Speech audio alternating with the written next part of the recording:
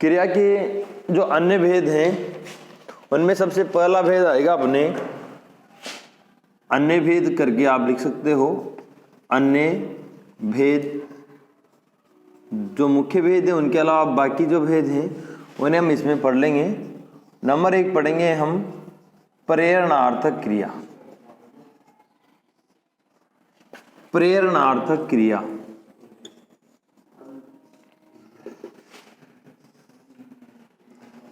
क्या होती है? ये प्रेरणार्थक क्रिया यानी कि जब जो कर्ता होता है वो स्वयं कार्य न करके किसी अन्य से कार्य करवाए।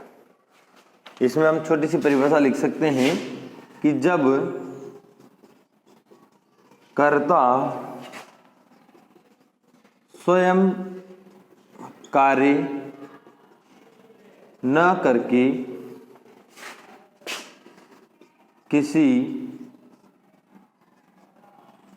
अन्य से कार्य करवाए या कार्य करवाता है तो उस वाक्य की जो क्रिया होती है वो प्रेरणार्थक क्रिया होती है। लिखना नहीं है भी आपको, फिर मैं एक साथ लिखाऊंगा। प्रेरणार्थक क्रिया किसे कहते हैं कि जब कर्ता स्वयं कार्य न करके किसी अन्य से कार्य करवाए, किसी अन्य को कार्य करने के लिए प्रेरित करे, तो वहां पर कौन सी क्रिया होगी? अपने प्रेरणार्थक क्रिया होगी। जो प्रेरणार्थक क्रिया होते हैं, प्रेरणार्थक क्रिया शब्दों के अंत में अक्सर वाता, वाती, वाते आदि यानी कि प्रेरणार्थक क्रिया शब्दों के क्रियापदों के अंत में वाता, वाती, वाते शब्द जुड़े होते हैं। ये इसकी पहचान है, मतलब अधिकतर ये इससे पहचाना जा सकता है जहां वाता, वाती शब्द जुड़े हों। अब 99% वो कौन सी क्रिया निकलेगी? आपके प्रेरणार्थक क्रिया निकलेगी। जैसे हम पहला उदाहरण लिखेंगे, जैसे नंबर 1 उदाहरण है अपने राजीव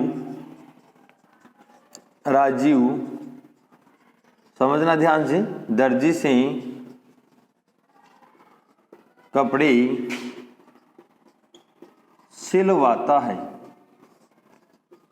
राजीव दर्जी से कपड़े सिलवाता है। तो ये सिलवाता कौन सी क्रिया है? प्रेरणार्थक क्रिया है। क्यों है? ये देखो, करता है यहां पर राजीव, ये करता है और दर्जी कर्म है ही सही, दर्जी कार्य करने वाला है और कपड़े सिलवाता है। सिलवाना क्या है? एक क्रिया है, पर ये यहां पर कौन सी क्रिया है? प्रेरणार्थक। अब क्यों है प्रेरणार्थक? देखिए इसको समझिए, प्रेरणार्थक क्रिया है ये।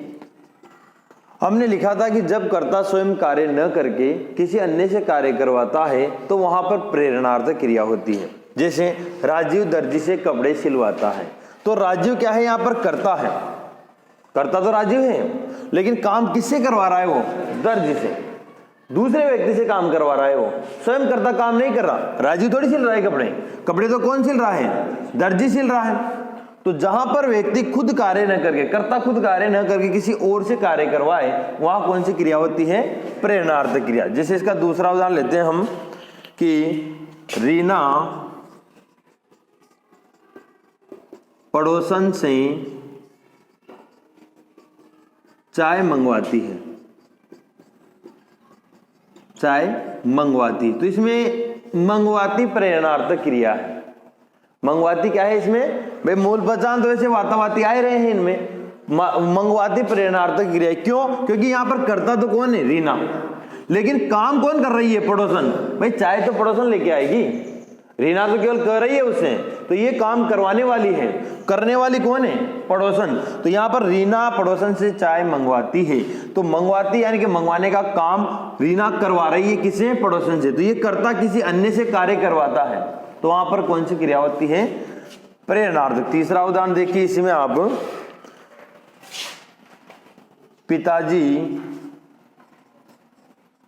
पिताजी नौकर से दूध मंगवाते हैं। पिताजी नौकर से दूध मंगवाते हैं, तो ये मंगवाते हैं, ये प्रेरणार्थक क्रिया है। अब आपको थोड़ा समझ में आ गया होगा, पिताजी तो यहां पर करता है, लेकिन काम कौन कर रहा है? नौकर। तो ये कर्ता किसी और से, पिताजी क्या है यहाँ पर कर्ता, तो कर्ता किसी अन्य से जब कार्य करवाए तो वो क्रिया कौन सी कहलाएगी, अपने प्रेरणार्थक क्रिया कहलाएगी। फिर चौथा उदाहरण ले सकते हैं हम कि अध्यापक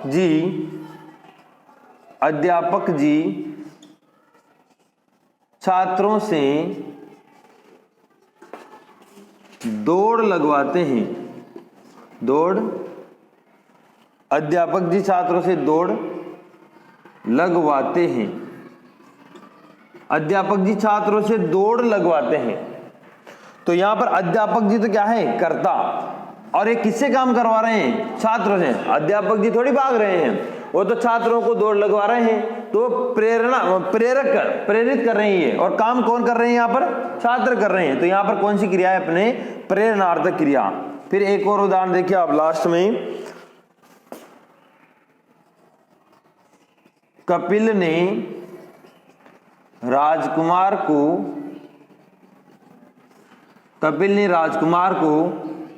राकेश से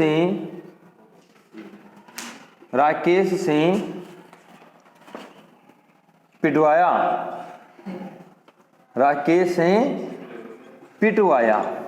अब यहां पर देखो आपको वातावादी नहीं दिखेगा, जरूरी नहीं अपने को वातावादी दिखे, पिटवाया, यही कौन सी क्रिया है, प्रेरणार्थक क्रिया। भाई कर्ता कौन है, कपिल, लेकिन मरवा किसे रहा है, राजकुमार से। किसे मरवा रहा है, राजकुमार, सॉरी कपिल ने राजकुमार को यानी कि इसको तो मरवाया, काम किसे करवा रहा है, वो राकेश से। किसे करवा रहा है वो, यानी कि काम करने वाला यहाँ राकेश है, पिटाई खाने वाला राकेश है, मारने वाला कौन है, राजकुमार, और मरवाने वाला कौन है, कपिल। तो जब कर्ता स्वयं कार्य न करके किसी और से कार्य करवाए तो वहां पर कौन सी क्रिया होती है, अपने प्रेरणार्थक क्रिया होती है। अब इसमें एक चीज और समझिए आप कि जो प्रेरणार्थक क्रिया होती है ना, इसमें दो कर्ता होते हैं।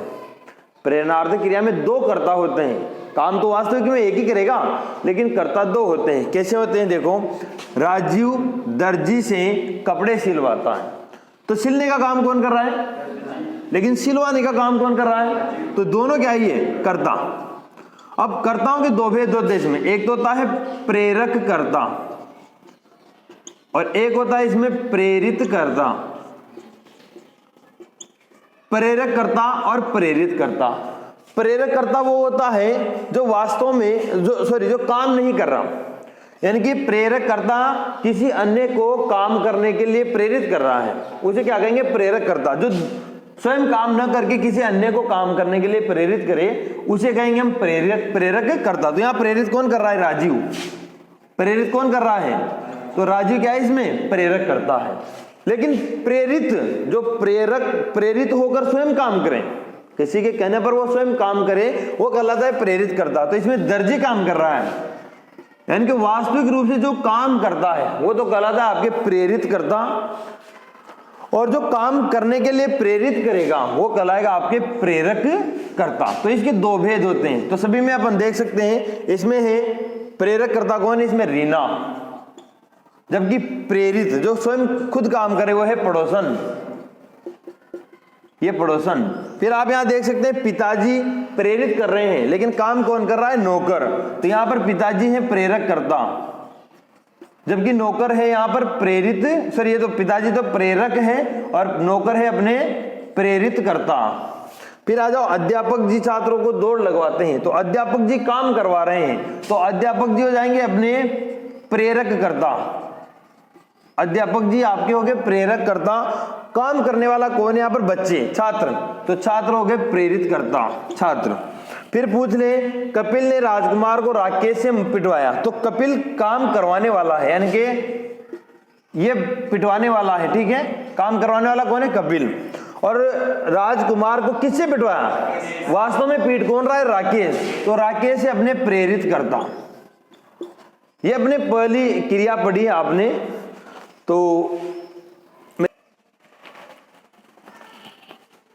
प्रेरणार्थक क्रिया के बाद दूसरा मुख्य भेद है क्रिया का, नंबर 2 पूर्वकालिक क्रिया। पूर्वकालिक क्रिया, ये अन्य वेदों में दूसरा वेद पढ़ रहे हो आप क्रिया का, पूर्वकालिक क्रिया। क्या होती है पूर्वकालिक क्रिया? कि जब दो कार्य लगातार संपन्न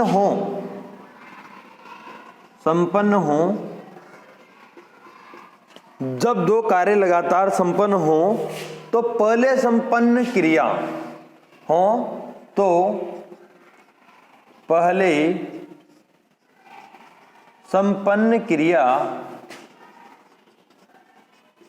पूर्वकालिक क्रिया कहलाती है।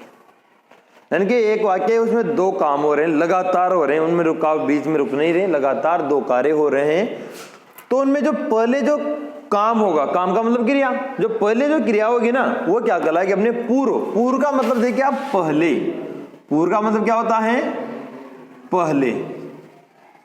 कालिक यानी कि समय, जो काल के यानी कि समय के आधार पर पहले हो जाए वो क्रिया, पहले संपन्न हो जाए, उसे हम कहेंगे पूर्वकालिक क्रिया। जब दो कार्य लगातार संपन्न हो तो उनमें जो पहले जो काम होगा, यानी कि जो पहले जो क्रिया आएगी वो क्या कहलाएगी? अपने पूर्वकालिक क्रिया कहलाएगी। तो इसमें कुछ उदाहरण लेते हैं हम। और इसमें एक चीज होती है कि पूर्वकालिक क्रिया में शब्दों में कर जुड़ा होता है। जैसे प्रेरणार्थक में तो जुड़ा हुआ था वाता, वाती, वाते, लेकिन पूर्वकालिक क्रिया में जो शब्द होते हैं उनके अंत में कर शब्द जुड़ा होता है। जैसे कि दौड़कर, हंसकर, खाकर, पीकर, नहाकर, बहुत सारे वाक्य बन जाएंगे। तो हम कुछ वाक्य लिखते हैं, देखो कर जुड़ा रहेगा पीछे। तो जैसे हम एक वाक्य लिखते हैं यहां पर, नंबर 1 देखिए आप, कि राम दौड़कर आया। राम दौड़कर आया, इसमें दो काम हो रहे हैं, दौड़कर और आया यानी कि आना, दौड़ना भी और आना भी हो रहे हैं ना, दो काम। तो हमने लिखा था कि जब दो कार्य लगातार संपन्न हो तो दौड़ना और आना, दो कार्य लगातार पूरे हो गए, मतलब हो गया ना। तो पहले संपन्न क्रिया, तो ये भी आना भी क्रिया है, दौड़ना भी क्रिया है। तो पहले कौन सी क्रिया संपन्न हुई? दौड़कर। और इसमें क्या शब्द लगाया? देखो पीछे कर लगा हुआ है, तो ये कौन सी क्रिया है? अपने ये पूर्वकालिक क्रिया है, पूर्वकालिक क्रिया। क्लियर? दूसरा उदाहरण लेते हैं हम इसमें, नंबर 2, लखन खाना खाकर, लखन खाना खाकर सो गया। सॉरी, खाना खाकर गया, ये कर लो डायरेक्ट आप, लखन खाना खाकर गया। तो यहां पर खाकर गया, दो काम एक साथ हो गए लगातार। तो पहले कौन सा हुआ? खाना खाने का, खाकर हुआ, तो ये कौन सी क्रिया कहलाएगी? अपने पूर्वकालिक क्रिया कहलाएगी। ये तो बाद में आ रही है, लेकिन इस क्रिया के पहले कौन सी क्रिया समाप्त हो रही है? खाकर। फिर गया तो बाद में गया, लेकिन खाया फिर चला भी गया, लेकिन दोनों कार्य पूरे हो गए यहां पर। तीसरा उदाहरण देखिए अपने, तीसरा उदाहरण है, रमेश नहाकर आता है। तो नहाकर कौन सी क्रिया है इसमें? पूर्वकालिक क्रिया, आने से पहले ये काम हो गया, तो ये पूर्वकालिक क्रिया है। चौथा उदाहरण ले सकते हैं हम, विक्रम बोलकर पढ़ता है। तो देखो बोलकर कौन सी क्रिया है यहां पर? पूर्वकालिक क्रिया। फिर देखो नंबर 5, खिलाड़ी दौड़कर थक गया। अब ये थकना और जाना बाद की बात है, लेकिन इससे पहले कौन सी क्रिया हुई? दौड़कर। तो ये कौन सी क्रिया है? पूर्वकालिक क्रिया। अब इनके अलावा कई सारे और भी उदाहरण हो सकते हैं, जैसे हम यहां लिख दें, हंसकर, हंसकर भी हो सकता है, गाकर, चलकर, नहाकर, सोकर, उठकर, उठकर भी हो जाएगा, उठकर, उठकर, हाँ, चलकर तो हो ही गया। और अपन कह सकते हैं गाकर आ गया, दौड़कर आ गया, दौड़कर। तो ये सब कौन सी क्रियाएं हैं? अपने ये सब पूर्वकालिक क्रियाएं हैं। यानी कि जब दो कार्य लगातार संपन्न हो, उनमें जो पहले संपन्न होता है काम, यानी कि जो पहले क्रिया संपन्न होती है वो पूर्वकालिक क्रिया कहलाती है। सबसे बढ़िया है कि कर लगा रहता है पीछे। राम दौड़कर आया, तो आने से पहले एक क्रिया संपन्न हुई, दौड़ने का काम पूरा हुआ, तो ये पूर्वकालिक क्रिया है। लगन खाना खाकर आ गया, तो जाना बाद की क्रिया, लेकिन उससे पहले खाने का काम हुआ खाकर, तो ये पूर्वकालिक है। रमेश नहाकर आता है, तो आना बाद की क्रिया है, लेकिन उससे पहले एक क्रिया हुई नहाना, तो नहाकर पूर्वकालिक क्रिया है। विक्रम बोलकर पढ़ता है, पढ़ना बाद में हो रहा है संपन्न, लेकिन उससे पहले एक काम संपन्न हो रहा है बोलने का, तो बोलकर पूर्वकालिक क्रिया है। खिलाड़ी दौड़कर थक गया वो बाद की क्रिया है, थकना होना, लेकिन उससे पहले एक काम हो रहा है दौड़ने का, तो ये दौड़कर क्या है पूर्वकालिक क्रिया है। अब आप इन्हें लिख लीजिए।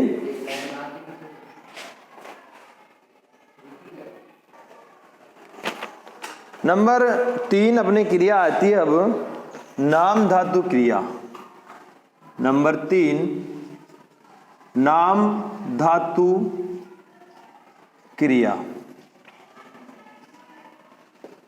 नाम धातु क्रिया क्या होती है? देखो इसमें लिखा तो है धातु, नाम धातु, लेकिन वे क्रियापद जो धातु से नहीं बनते उन्हें कहते हैं नाम धातु क्रिया। वे क्रियापद जो धातु से नहीं बनते, संज्ञा सर्वनाम विशेषण से बनते हैं। तो हम परिभाषा लिखेंगे कि जिन क्रियापदों, लिख सकते हो इसे आप, जिन क्रियापदों का निर्माण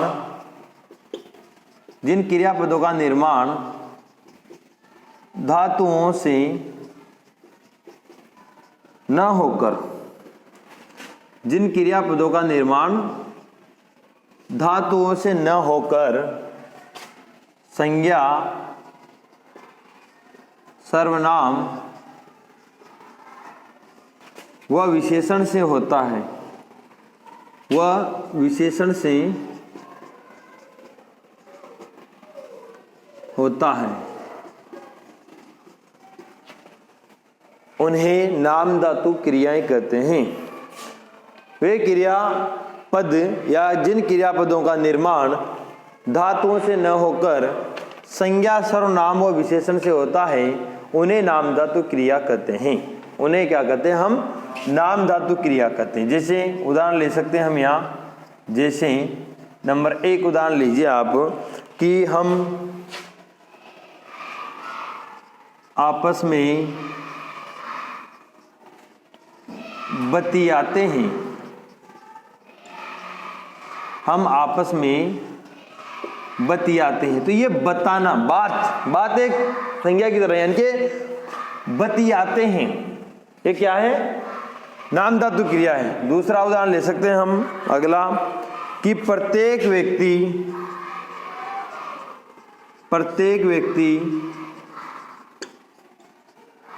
ईश्वर को अपनाता है। प्रत्येक व्यक्ति ईश्वर को अपनाता है, तो अपना सर्वनाम से क्या क्रिया बनी? अपनाता। अपना क्या है? सर्वनाम है, तो उसे क्या क्रिया बनाए अपन ने? अपनाता। तो ये धातु से थोड़ी बनी है। धातु तो ये होती है जैसे कि पढ़ से बन जाएगा पढ़ना, गम से गमन करना हो जाएगा, हंस से हंसना हो जाएगा। धातु थोड़ी है ये क्या है? सर्वनाम है, या कोई संज्ञा से बने या कोई विशेषण से बने, उन्हें हम कहेंगे नाम धातु क्रिया। और उदाहरण लिखो आप, जैसे बच्चे शर्माए, ये देखो अब शर्म से क्या बन गया? शर्माए। शर्म से शर्माए, या शर्माना क्रिया बन गई। नंबर ए आगे लिखें 4 नंबर, अपना घर सबको प्यारा होता है। तो ये प्यारा क्या है? एक तरह से भाव है प्यार, तो अब इससे क्या बना दिया हमने? प्यारा होता है। तो ये नाम धातु क्रिया, प्यारा होता है, होना हो गया, यहाँ पर काम करना हो गया एक तरह से।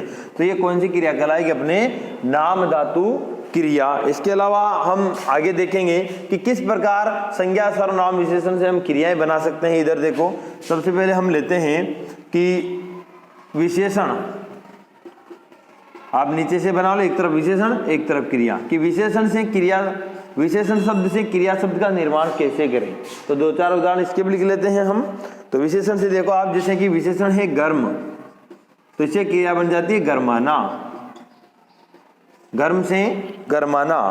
पागल, पागल से बन जाएगा पगलाना, पगलाना, पगलाना। बे पागलपन मत कह देना, पगलाना बनेगी क्रिया तो, है ना। हाँ, वो तो विशेषण बन जाएगा।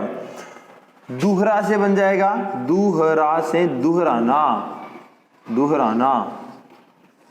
फिर एक और है आपके, जैसे लंगड़ा से क्या बन जाएगा, लंगड़ाना, लंगड़ा से लंगड़ाना। तो ये हमने क्या बनाए, विशेषण से क्रिया बनाए। अब आगे देखो हम बनाते हैं संज्ञा से क्रिया बनाते हैं। संज्ञा शब्द से क्रिया कैसे बनेगी देखना, संज्ञा से क्रिया। तो संज्ञा शब्द जैसे अपने लालच, लालच, हाँ बिल्कुल, लालच से बन जाता है ललचाना, ललचाना। फिर अपने बन जाता है शर्म से शर्माना, शर्म से शर्माना। और आता है अपने बात से बतियाना, बात से बतियाना। यहां भी तो ऐसे बनाया था, बतियाते हैं। तो बात जो संज्ञा है उसे क्या बना दिया हमने, बतियाना या बतियाते हैं। ये संज्ञा यानी कि क्रिया बना दी अपने नाम धातु क्रिया। एक अपन विशेषण संज्ञा सर्वनाम, सर्वनाम से बना लो एक। सर्वनाम से क्रिया कैसे बनेगी, इधर लिखते हैं इसको। सर्वनाम से क्रिया कैसे बनेगी, एक उदाहरण इसका लिखें। सर्वनाम में जैसे अपना, तो इससे क्या हो जाएगा, अपनाना या अपनापन भी हो जाएगा। सॉरी, अपनापन नहीं होगा, अपनाना, अपनापन या अपनाता, अपनापन या अपनाता। ये देखो, तो नाम धातु क्रिया हमने पढ़ी। इसमें देखो आप कि जिन क्रियापदों का निर्माण धातु से नहीं हो, किससे हो, संज्ञा सर्वनाम या विशेषण से हो, वह नाम धातु क्रिया कहलाती है। जैसे हम आपस में बतियाते हैं, तो बात शब्द क्या है अपने, देखो आप यहाँ पर संज्ञा है, हमने संज्ञा से क्या बनाई, बतियाते क्रिया बनाई। और ये कौन सी क्रिया बनी, फिर संज्ञा से बनी, तो संज्ञा से बनी तो कौन सी बनी, नाम धातु क्रिया। प्रत्येक व्यक्ति ईश्वर को अपनाता है, अपना सर्वनाम से हमने अपनाता बना दिया। तो यहाँ पर यानी कि हमने सर्वनाम से बना दिया, इसलिए ये क्या बन गई, नाम धातु क्रिया। बच्चे शर्माए, देखो आप शर्म शब्द संज्ञा है अपने, और इसे हमने बना दिया शर्माई या शर्माता या शर्माना, तो वो अपने नाम धातु क्रिया बन जाती है। अपना घर सबको प्यारा होता है, प्यार का भाव आ रहा है, तो उसे हमने प्यारा क्रिया बना दी, वो नाम धातु क्रिया कहलाएगी। फिर विशेषण क्रिया से यानी कि विशेषण से गर्म से गर्माना, पागल से पगलाना, दूहरा से दूहराना, लंगड़ा से लंगड़ाना। देखो संज्ञा है, लालच संज्ञा से ललचाना, शर्म से शर्माना, बात से बतियाना, और अपना सर्वनाम से अपनाना या अपनाता हमने अगली क्रिया बनाई है। अगली क्रिया है अपने नंबर 4। अच्छा, अगली क्रिया है अपने अनुकरणात्मक क्रिया। अनुकरणात्मक क्रिया नाम से पता चलता है, अनुकरण से बनी हुई क्रिया है अनुकरणात्मक क्रिया कहलाएगी। किससे बनी हुई, परिभाषा लिख सकते हैं आप कि ध्वनियों के अनुकरण से, ध्वनियों के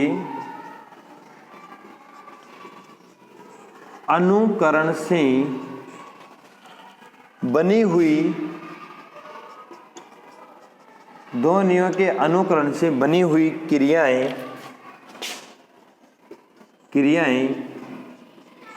अनुकरणात्मक क्रियाएं कहलाती है।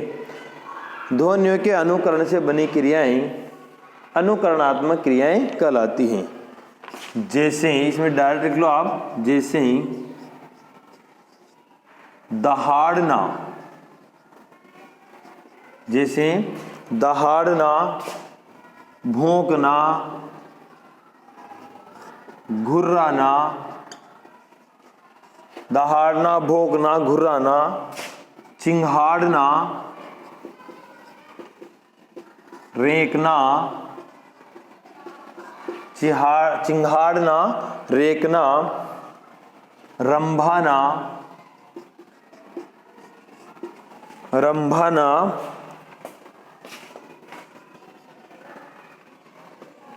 चहचहाना, चहचहाना, हिनहिनाना, हिनहिनाना, बलबलाना, हिनहिनाना, बलबलाना, मिमियाना, तर्राना,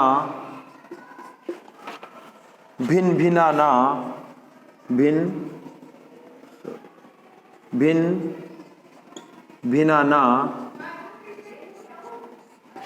भिनभिनाना, कुहकना, कूकना, कुहकना,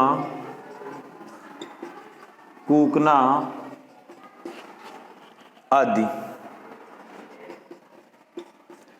ये सभी क्रियाएं कोई ना कोई ध्वनि से बनी है और ध्वनि के अनुकरण से इनका कुछ नाम हो गया। जैसे कि शेर दहाड़ता है तो उसकी दहाड़ कोई आवाज थोड़ी है, ध्वनि है। एक क्या है वो, कोई बोल थोड़ी रहा है, वो कोई शब्द थोड़ी है। उसमें क्या है, एक ध्वनि है केवल, जिसको सुनकर हमें ऐसा लगा जैसे कि दहाड़, उसके लिए हमने क्या शब्द बना दिया, दहाड़। तो दहाड़ना, कुत्ते भौंकते हैं, उससे बना दिया उसकी ध्वनि से भौंकना। गुर्राना, चिंघाड़ना, चिंगाड़ते हैं ना। रेंकना, रेंक के चलते हैं। रंबाना, गाय रंबाती है। चहचहाना, पक्षी चहचहा रहे हैं, पक्षी चहचहाते हैं, वो सब इसी से बन जाएगा। घोड़ा हिनहिनाता है, घोड़ा हिनहिना रहा है तो हिनहिनाना। बलबलाना, वो बागोले देते रहते हैं ना, बलबलाना। बकरी मिमियाती है। तर्राना, कोई तर्राने की तरह आवाज हो। मक्खियां भिनभिना रही है, भिनभिनाना। कोयल कूक रही है या कूक रही है, एक ही बात है। तो ये शब्द किससे बने, ध्वनियों के अनुकरण से बने हैं। इसलिए ये कौन सी क्रियाएं हैं, अनुकरणात्मक क्रियाएं हैं। देखो चिड़ियाएं चहचहाती है तो चहचहाना आपने अनुकरणात्मक क्रिया है।